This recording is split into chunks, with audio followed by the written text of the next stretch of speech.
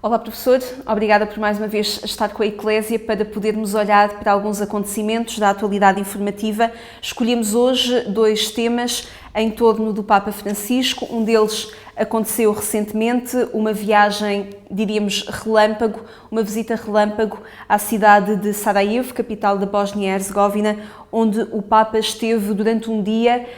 com encontros com líderes políticos, líderes religiosos, também com jovens e também com clero e religiosos, pessoas da vida consagrada, onde o Papa foi com uma mensagem, levando uma mensagem que ele desde o início referiu ser de paz e de diálogo. Pergunto-lhe, professor, décadas depois do conflito a que todos nós assistimos, que importância tem o Papa deslocar-se a esta cidade com propósitos de paz e de diálogo? A utilidade é imensa, porquanto, apesar de ser uma viagem muito curta, de facto apenas algumas horas, um dia inteiro, Sarajevo é uma cidade mártir. O Papa, aliás, numa das suas intervenções, chamou-lhe a Jerusalém daquele espaço. E, portanto, uma Jerusalém na Europa significa um laboratório em ponto pequeno onde todas as religiões do mundo se encontram. E onde, e sabemos historicamente, as tensões étnicas, religiosas, sociais, políticas são muitas. A Bósnia foi palco de um dos maiores genocídios na história universal, seguramente o pior genocídio a seguir ao genocídio que a Alemanha nazi fez durante a Segunda Guerra Mundial. E em nome da cicatrização dessa história recente, que ao fim e ao cabo não tem mais do que 20 anos, o Papa visitou uma cidade mártir e, sobretudo, deixou o apelo a que, através do diálogo interreligioso, do diálogo ecuménico, a Bósnia e Herzegovina e Sarajevo possam ser exemplo para um mundo onde as ocasiões de conflito e de ruptura, infelizmente, são muitas. E, portanto, eu acho que quis utilizar a Bósnia neste ano em que também se comemora os 100 anos, sob o início da guerra na Bósnia, quis utilizar aquele espaço como um exemplo do que pode ser um diálogo em construção e do que pode ser, portanto, uma tendência de encontro entre as religiões em geral e as etnias e povos que representam essas várias visões, muitas vezes conflituais entre si, para apelar ao diálogo, para apelar à paz, para apelar à convivência na diversidade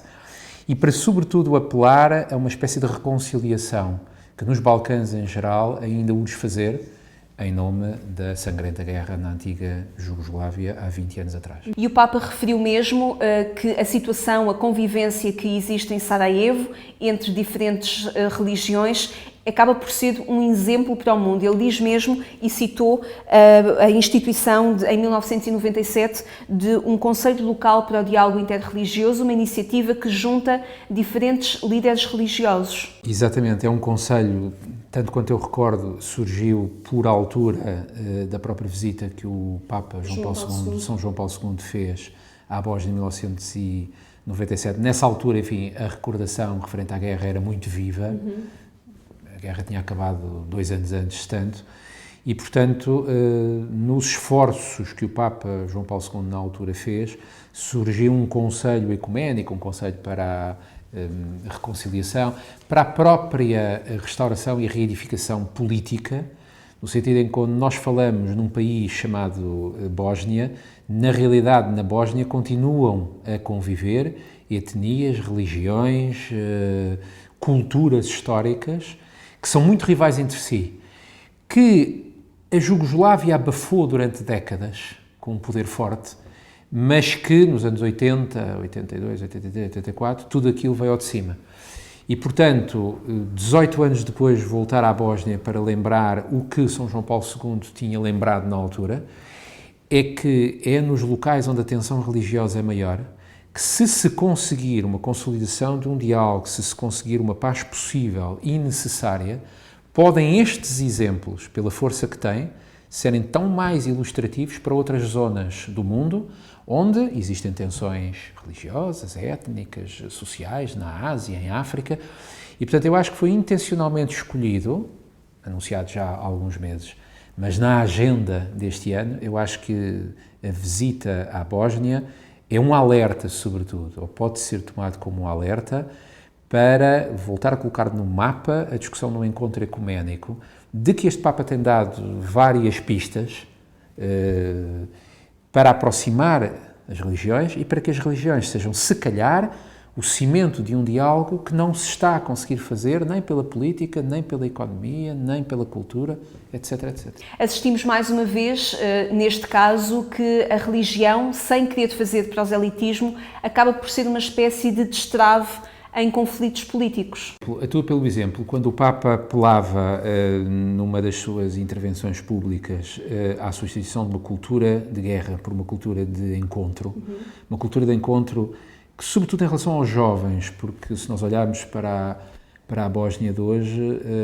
a condição dos jovens, de desemprego, a situação económica, etc., é uma situação muito dura. E, portanto, ao apelar a uma cultura de encontro, está também a apelar a uma cultura onde não se reabram feridas e rancores e medos, e está, ao fim e ao cabo, a mostrar o quanto a religião, não fazendo política, pode ser a tal atitude, não a ideologia, mas a atitude, que permite que depois as ideologias políticas e as tensões raciais, etc., possam ser resolvidas de uma maneira o mais harmoniosa possível. Portanto, está bem dentro do seu munus espiritual, naquele sentido em que pode fazer uma visita no sentido em que os líderes políticos, quando vão à Bósnia, vão sempre, enfim, com uma agenda mais a puxar para os bósnios, mais a puxar para os sérvios, mais a puxar para as várias religiões que de facto convivem desde há milénios, desde há séculos, num dos locais, como, enfim, Winston Churchill dizia, os Balcãs são um barril de pólvora na Europa que volta e meia veio ao de cima. Veio ao de cima em 1914, como veio ao de cima, num certo sentido, o século XX começa nos Balcãs e acaba ali também com a chamada guerra na antiga Jugoslávia. É uma memória que existe ainda em Sarajevo, muitos não a terão, mas é uma memória que o próprio Papa pediu para não apagarem e disse também, falou também da importância que os jovens poderão ter em usar essa memória não como uma espécie de vingança e de perpetuação dos conflitos que aconteceram, mas para, através dessa memória, reconstruírem a paz. Os jovens mais jovens já não têm a memória viva desta guerra, porque já foi há 20 e poucos anos. Mas têm os relatos. Mas exatamente, é curioso como o que foi mais impressionante para o Papa foi ele ouvir relatos de pessoas que viveram aquela guerra e que até, enfim, conduziu ao Papa não fazer a sua intervenção oficial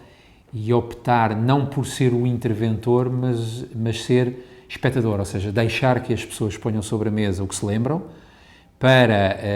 sublimando essas memórias da guerra, poderem ter uma atitude construtiva, uma atitude redentora, uma atitude de reconciliação, que é isso que, ao fim e ao cabo, o Papa vai aconselhar, não apenas à Bósnia e Herzegovina, mas por onde quer que passem qualquer uma das suas viagens, na senda daquilo que o próprio Papa São João Paulo II tinha já feito, numa altura em que as feridas na Bósnia eram muito maiores.